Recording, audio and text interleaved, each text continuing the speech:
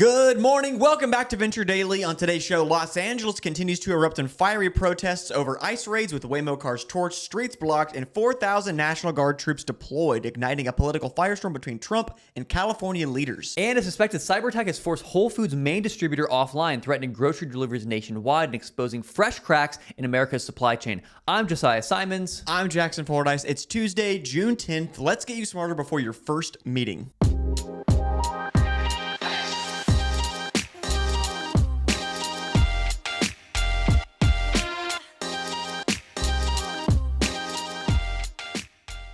Apparently, the University of Michigan just spent nearly $1 million hiring undercover spies to trail students protesting Israel's war in Gaza. Not just trail them, like full-on weird uncle at Thanksgiving vibes. One of these private investigators pretended to be deaf and mute, insulted students, accused one of trying to rob him, and literally drove a car at another kid. Yeah, the spy budget was real. The school paid $800,000 to a private Detroit security outfit to do plainclothes surveillance meant to keep watch over campus and to respond to emergencies. However, there is apparently no evidence that the investigators surveilled anyone aside from pro-Palestinian activists. Emergency defined here as students hold up signs. After The Guardian dropped video evidence and student accounts, the university quickly said, "This isn't who we are," and canceled everything. Correction, this is exactly who you were until you got caught. Some of these surveillance footage was even used by Michigan prosecutors to charge students. One just got jailed for 4 days. Now those charges are mostly dropped. We'll keep an eye on this one, just not from a blacked out SUV across the street. And Jackson, I wanted to show you the clip that came out of this. So let me go over to our picture-in-picture here. Check out this video of this undercover investigator who pretends to have a disability for some reason. Obviously, we don't know the context of the clip. We don't know what happened before and after, but just check this out. I want to see it. Are you still handicapped? What's that? What do you want? How you doing? I didn't know you of them had special needs kids. I didn't know people. Oh, whatever. That was actually really dumb. Oh my gosh. All right. Okay. So hey, if you didn't hear at the end there, he said, "I didn't know U of M students had special needs kids." But then he's like pretending to have special needs before he says that. Was he being silly? Like, okay, you caught me, but I'm going to keep making a joke about it? I don't think he was making a joke. I think he was just frustrated and he's just doing everything that comes to his mind. That's so weird, dude. But it's wild. So so that's the clip that came out and that's what the whole Guardian story is about. All right, Jackson, before we jump in, I want to tell you about public.com. If you take investing seriously, you got to know about public.com. That's where you can invest in everything: stocks, options, bonds, crypto. You can even earn some of the highest yields in the industry, like the 7% or higher yield you can lock in with a bond account. Public is a FINRA registered, SIPC insured platform that takes your investments as seriously as you do. Fund your account in less than 5 minutes at public.com/venture and get up to $10,000 when you transfer your old portfolio paid for by Public Investing. Full disclosures in the podcast description below. Check out our link, public.com/venture, and let them know who sent you, the guys here at Venture Daily. Absolutely. All right, today's first story. Los Angeles has entered its fourth consecutive day of anti-ICE protests and riots following aggressive immigration raids that began June 6th. What started as demonstrations in downtown LA and suburbs like Paramount and Compton escalated into violent confrontations, fires in dumpsters, looted stores, Waymos set ablaze, and protesters blocking freeways. It prompted police to fire tear gas, rubber bullets, and flashbangs to disperse crowds. In a rare federal move, President Trump has mobilized over 4,000 National Guard troops and approximately 700 Marines to support federal enforcement of immigration raids. Bypassing California's governor, a deployment the governor Gavin Newsom and Mayor Karen Bass have condemned as unlawful and inflammatory. The clashes have resulted in dozens of arrests, injuries to both protesters and officers, and even the wounding of journalists, drawing sharp political backlash from state officials accusing the federal government of overreach. Yeah. Jackson, give us a deeper timeline into this story. All right. On June 6th, last Friday, ICE conducted multiple coordinated raids across Los Angeles in the Fashion District, Home Depot parking lots, resulting in around 40 to 45 individuals being arrested, with many with criminal records. Sure. And then these raids were usually used with, pepper spray, flashbangs, tear gas, rubber bullets, so less than lethal rounds against the protesters, right? To control the crowds. Exactly. And those are some of the pictures of people getting arrested and putting into ICE vans. Now, that's Friday, going into Saturday now. The protests got way, way worse. People blocking streets with shopping carts, individuals engaging with law enforcement, and there's injuries on both sides. Acting Border Czar Tom Homan announced the deployment of 2,000 National Guard troops to Los Angeles, which was later confirmed by President Trump, and which goes against Governor Newsom's orders directly. And then we can see now on the Sunday, June 8th, we can see it's getting much, much worse, escalating much higher. Yes. Downtown Los Angeles, vandalism, like we mentioned earlier, Waymos being burned, freeway blockades, and then the National Guard and LAPD forces are using tear gas, and you can see just the smoke from the images itself. And they're clashing. You got all the Mexican flags going. Yeah, people are... This doesn't look like, oh, I guess it kind of looked like Los Angeles, but it doesn't really look like a thing happening on American soil. This is like... No, this looks like something that's happening in Mexico. Underdeveloped nation definitely. Kind of picture here. And then, the mayor of Los Angeles, Karen Bass, and Governor Gavin Newsom denounced all of these, like the deployment of National Guards into Los Angeles, and they're trying to sue... The federal government overreach, basically. Exactly. Trying to sue President Trump for the overreach. And so I think They are suing him. They are suing him. So now they're going into Monday, which was yesterday. And you can just see here the Lime scooter being thrown on a police car. But now we are seeing even 2,000 more National Guard troops deployed to Los Angeles, in addition to 700 Marines being sent there by President Trump's orders. And so, which I think this is like the first time we've seen it, a full federal government sending troops into a city. And how long? I don't know the last time this happened. For a deeper dive into the story, I called Orange County resident Tom Sauer. Hey, thanks, Jackson, for having me. My name is Tom Sauer. I am a Navy and Marine Corps veteran, Naval Academy graduate, and former Navy Special Operations Officer, specifically in EOD, Explosive Ordnance Disposal. I worked with a bunch of the task forces that exist and a couple that don't exist officially. But today I own a veterans mental health and addiction treatment company, and we are a community care provider for the Department of Veterans Affairs, providing very intensive mental health and addiction treatment for America's veterans here, primarily in Southern California. I wanted to know from Tom, what is going on in Los Angeles? Why are people rioting? It's funny. I was raised by a retired Los Angeles policeman, right? He's my stepfather, and he spent 22 years in LAPD. His very first day on the job was in the Watts riots, which is back in the 60s, a long time ago. And, I always heard all about that. And I lived in Los Angeles, or outside of Los Angeles, when I was a kid, during the LA riots in 1992. Here's the thing that's interesting about it that I don't think enough people are realizing is that, I'm in Orange County, California. I'm over an hour from where all the chaos is happening. And it right now is for 99% of Angelinos, right? Everything's fine. Everything's normal. Right? Like, this is not like a totally chaotic situation. What it really is, it's an information operation. It is a messaging operation. It's a media operation, right? Because all of these protesters, right, which are totally grassroots and spontaneous and not at all organized, right? Right.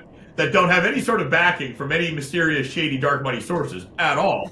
Right. It's all localized to downtown Los Angeles. And frankly, there aren't a whole lot of people there aside from like some businesses, a few businesses, which, it sucks for them, I get it. A lot of homeless people, and a few of what, my friend refers to as urban pioneers who are trying to, revitalize, get back into downtown Los Angeles.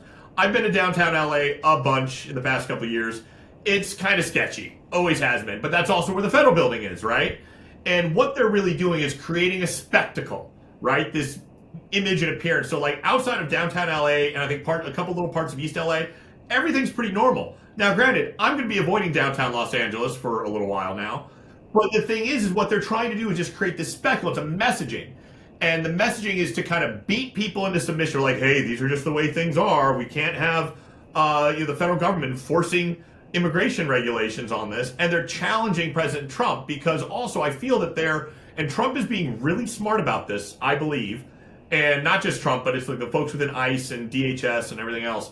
I feel that they are trying to provoke an overreaction, right? Where like all of a sudden people start busting out live ammunition and it turns into like a Kent State sort of situation and trying to get something really bad. And therefore, oh my gosh, it's terrible. Look what Trump is doing. Meanwhile, the mayor and the governor are completely feckless, right? And also what's going to happen is I think the right move is to let this play out long enough where it turns out like, hey, this isn't really just the federal government doing this.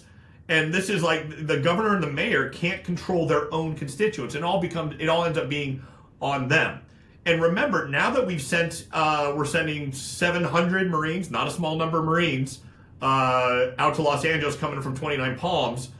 What those guys are doing, keep in mind, people think that they're coming in there like 700 Marines are not going to like take over Los Angeles, right? They can't. I mean, they're pretty impressive, but that's asking a lot. Maybe they could. And what they're really doing there is to support and protect ICE and the federal facilities, because just from a federal law enforcement standpoint, there's not enough with just having their own personnel and the guard there. They gotta get augmented, and they're there really just to protect the agents and allowing the ICE agents and everyone out there to continue to do their jobs. Now, what's also happening, which is actually very advantageous to the Trump campaign, not Trump campaign, but the Trump camp, is all of a sudden we're seeing who's there, right?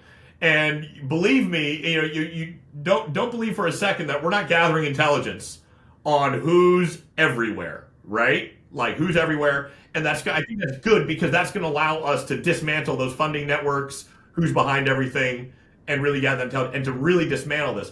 I think the real question that was posed to me really comes down to, did the Trump admin and DHS in a way almost provoke this? And when I say this in the sense of, did they go into a city where they knew there's a ton of illegal immigrants and start enforcing operation in order to trigger this entire response that we know is completely organic and grassroots, that we also know that the Democrats in control of that city, I guess, are at least subtly complicit with, right? You hear Gavin Newsom saying like, be peaceful, Trump started this. It's not going to last. That narrative's not going to last very long. But what they did this to like basically highlight, because I think that we're winning the information side of things, where it's like, hey, we're imposing law and order over here, and right now California, the state of California, and the mayor of Los Angeles, what the hell are they doing, right? I think that's like honestly my opinion. I know that might be different than what you're typically hearing from your typical, boomer Fox News viewer, or boomer Fox News pundit. All love to the Fox News folks, trust me, it's okay. But that's kind of what I think is happening. Interesting. Yeah, I think he's saying it like they intentionally chose Los Angeles, a city with a ton of illegal immigrants, and they know that this kind of send in a huge ICE raid that they know is going to cause tons of huge upheaval. Uproar. Yeah, because the people who live in Los Angeles will be like extremely against these kind of raids and will be very active and aggressive against these kind of raids. Right. Which is, I mean, it's a strategy, but it's like, I don't know. What's the spectacle? You set the tone with other cities. What other place? Maybe New York is the other city you do it in, but there's I can't even imagine a New York kind of raid where it's just like so packed in tightly, whereas downtown Los Angeles is a little more spread out. For sure. But so we kind of go into the next question with Tom. Yeah. Which is kind of. I mean, he mentioned it. The Waymo cars. The Waymo cars. Yeah, we've seen Waymos. Like I mentioned earlier. He mentioned the fact that like the whole point of this was to get a reaction on camera and see all this stuff. What better to do that than a Waymo? Exactly. And so let's see what Tom's answer was about, what is happening with these Waymos. Is there a growing resentment toward technology's role in all of this? I don't know how much it is. I've never taken a Waymo, but also you hear that I've seen pictures and videos like up in SF about like just them getting totally vandalized like crazy. I think the real reason why those get targeted is they don't have drivers and they can't defend themselves. Now, I mean, if Waymo decides to go full RoboCop and have like the Ed 209 version of a Waymo, and all of a sudden they can, start, the Waymos can start defending themselves, then, might have a different story. But I think the real reason you do the Waymo is that, one, I mean, you're getting maximum effect, as in you're burning something, but also at the same time, you're not necessarily killing anyone or putting anyone else at risk. So I think you're getting I think it's very strategic. I don't necessarily think it's like an anti-corporate or anti-tech thing or like that. I think it's just an easy target. It's a soft target, right? So if I were Waymo, I'd start investing in like, I don't know, you can electrify it or, maybe put some little lasers. I don't know. Some lasers. No, I mean, it makes sense, right? There's no one involved in the destruction of a Waymo, like a driver. Like it's no one's car except Waymo's car, and I guess Jaguars in a way too. Sure. Yeah. Here's the thing, though. So I hear what he's saying. What I saw on Reddit is everyone was saying that the reason they're doing Waymos is because recently Waymo was accessed by the police to see on its cameras a crime occurred. and Waymo Really? allowed the police to see that footage, which Oh.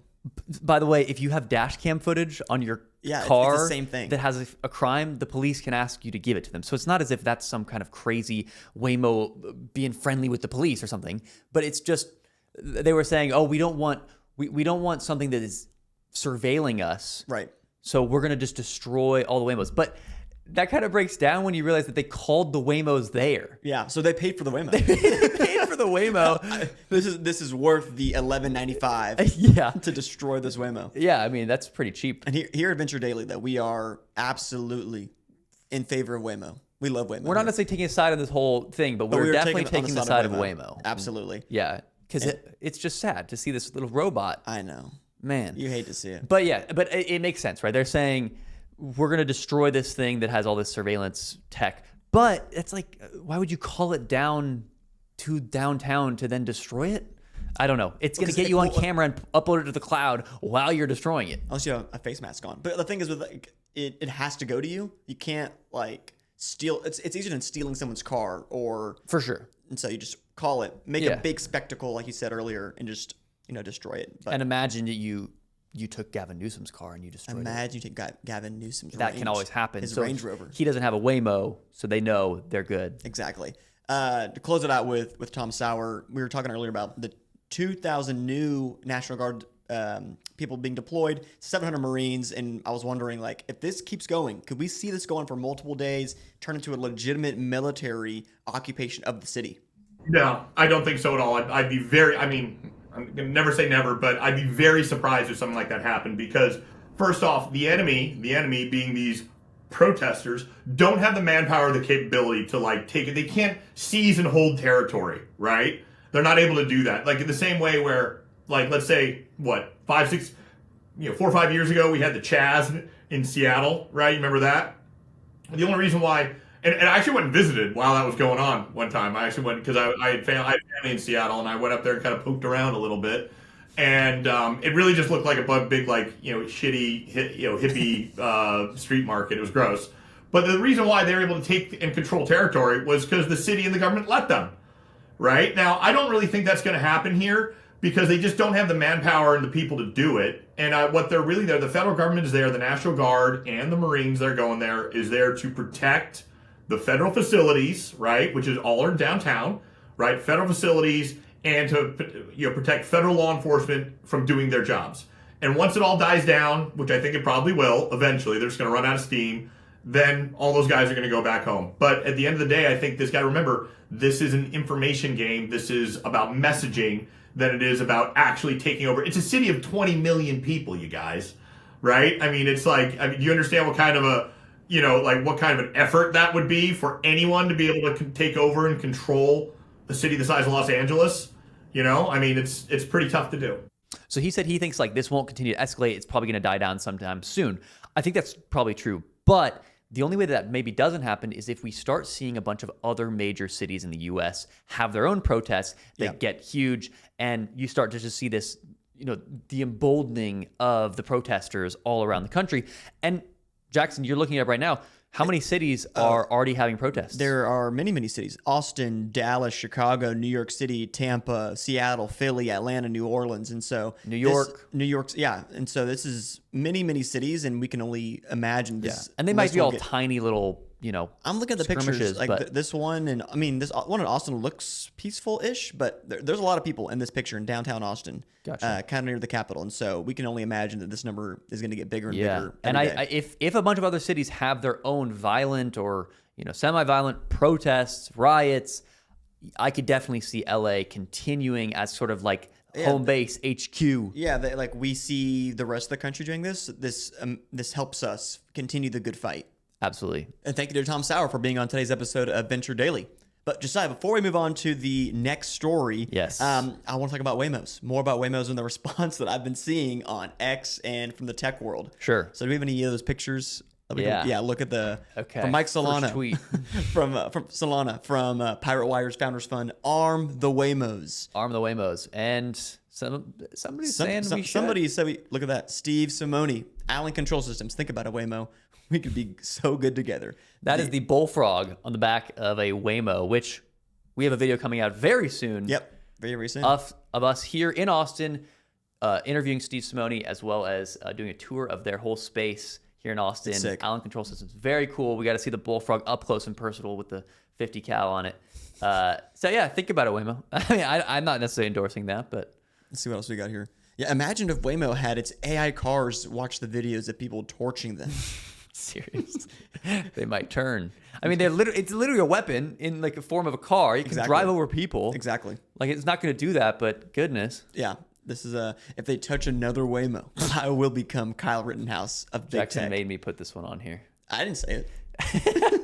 I wonder what that means. I will become Kyle Rittenhouse Well, of it's Big pretty Tech. self-explanatory. He think went so? out to defend, he that what went he out to apparently he went out to help law and order, keep law and order, and he brought his he gun. was protecting his buddy's used car shop That's right. That's at least what allegedly. legally. And that's what Atlas here at Creatine Cycle says he's going to do. I think it's the last one. Okay, so which one are you? This is the political spectrum. Yeah, authoritarian Regarding left, the Waymos. right, libertarian left and right. So I was looking at this. I realized, I guess I'm authoritarian right, like hardcore. Because I feel so bad for these Waymos. They did Yeah. nothing wrong. yeah. Other than, maybe So we'd be ICE raid. We'd be authoritarian right, protect the Waymos. protect the Waymos. Tom and Steve would be Arm the Waymos. libertarian right. Harm the Waymos. Arm the Waymos. And then the protesters probably would be libertarian right, burn the Waymos. I don't know who'd be ban the Waymos. They'd be libertarian left would be the protesters. yeah, They'd libertarian burn the left. Waymos. Ban the Waymos. The authoritarian left. Uber drivers. I guess that's Uber drivers. Right. All right, second story today. The primary distributor for Whole Foods, United Natural Foods Incorporated, said in an SEC filing yesterday that on Friday, it took some of its IT systems offline after detecting a suspected cyber attack.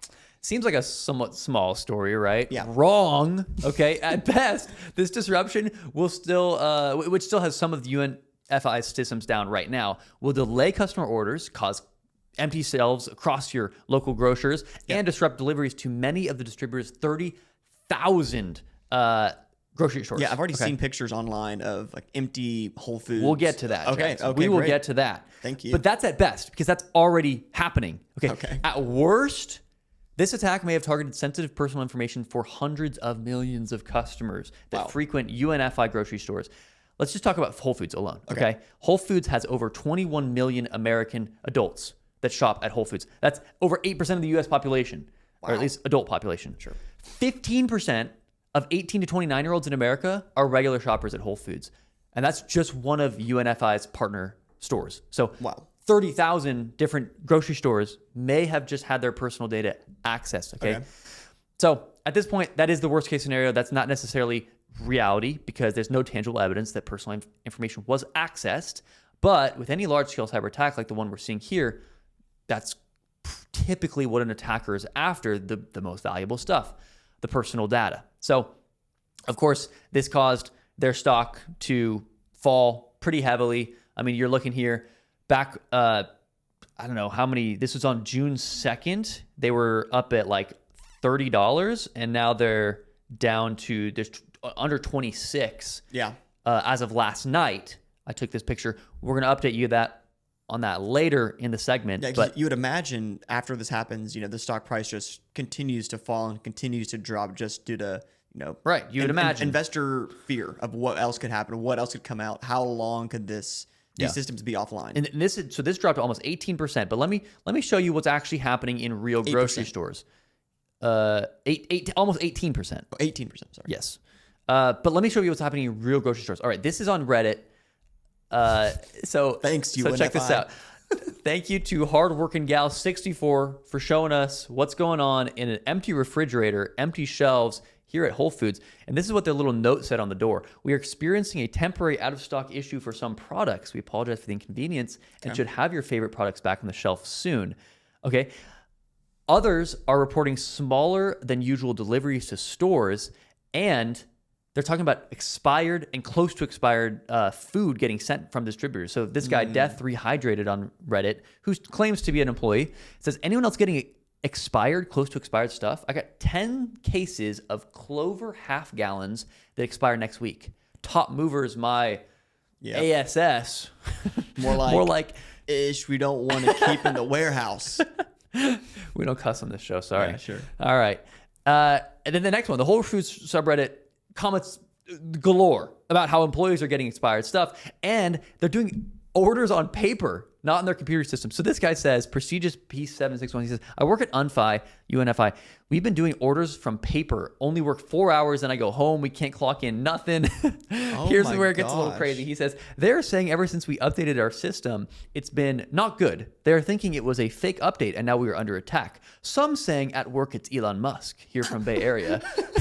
Elon is mad about Trump. He's mad about the EV mandate going away. So now he's going to take down Whole Foods. That's right. He's taking down UNFI. Perfect sense. Yeah. And then finally, look, check out the water storage. So this was on a shelf coming from Hackman Dan and saying water shelves are empty. And someone commented on this post and said, same at my store. Haven't had water on our shelves for 2 days. So really seems pretty legit. Speaking of legit, though, Jackson, you spoke with a cybersecurity expert about this story. I talked to the most legit person, Alberto Yépez, a good long friend of ours on the show, and so I wanted to see from he's a cybersecurity investor up in Silicon Valley. Right. And so here's Alberto Yépez. Hey, Jackson. Great to get reconnected. Yeah, I'm Alberto Yépez. I'm the founder of Forgepoint Capital, a venture capital firm investing in cybersecurity infrastructure and AI, and happy to be helping businesses protect their digital future. As of right now, we don't know, Josiah, what kind of cyber attack was used, or honestly, if there even was. Right. We just know that they shut down their system. We don't actually know if it was an attack. We just know that they're taking it very seriously, so it seems like it probably was. Exactly. And so based on that, I wanted to ask Alberto, what does he think happened? And was this an attack? And if so, what is his best guess on, what the attackers may have done to cause UNFI to feel the need to take some of their systems offline? Great question, Jackson. So the reality is very little information yet being distributed. What I can say is that the SEC disclosures are working, because otherwise, if we wouldn't require businesses when their systems get compromised or customer information gets compromised, we would not know. So you picked it up, and the newswires got it because of the SEC disclosures that they have. In terms of trying to figure out what happened, it must have been something very sensitive, because it's really when it compromises customer data or some key business information, when businesses need to take their networks off the internet to be able to protect whatever IP may have been compromised. Yeah. So basically what he was saying, or what we were just saying, It's important, it's serious, but we don't know fully what happened really. We don't know and obviously he mentioned data, customer data there. Yeah. We don't actually know for sure if it is customer data, but it seems like that's very possible. And that kind of goes into my next question. Is there any indication that customer or supplier data was compromised? At this point, don't know yet, but it's very likely that that's the case. If you recall a couple of very similar attacks, in the case of Change Healthcare, as you know, they were dealing a lot of billing and insurance information. When they were compromised, 100 million records of customer information. And what happened? So when they got off the network because they didn't want to propagate any of the problems they had, then so many different hospitals, clinics, and everything got impacted. So the important supply chain and making sure that you have to deal with that. Whatever happened, it must have impacted and have gotten very sensitive information about the business, and the business felt responsible. Otherwise, they would have been liable for some key identity compromises. And then I guess in the next few days, we'll probably find out much more about it. I think the big question for us and for a lot of people who haven't been affected by this, like people on Reddit, is when will this be fixed? When can we see UFI bring their systems back online? Sure. So that kind of goes into my third question for Alberto. It's interesting. If you look at the SEC filing, it says that they're looking for workarounds to fulfill the customer orders and try to fix it. So unclear yet. We don't know the extent of the damage. We know that they took their computer systems off the network because these may have been propagated and not created a broader problem. This doesn't seem to be a very sophisticated business. I was looking at their profile. They talk about IT systems, but it shows you that no vertical industry, is healthcare, in this case is retail.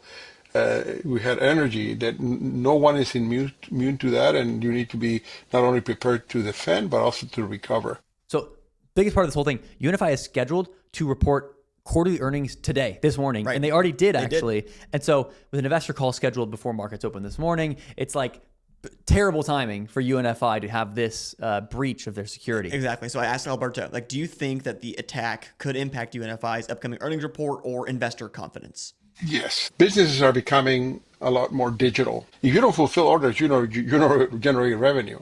So since there's a lot of unknowns, what was the impact? Are you not going to be able to fulfill orders for a week, 2 weeks? To what extent? Is it regional? Is it limited to a locale or one store or multiple stores?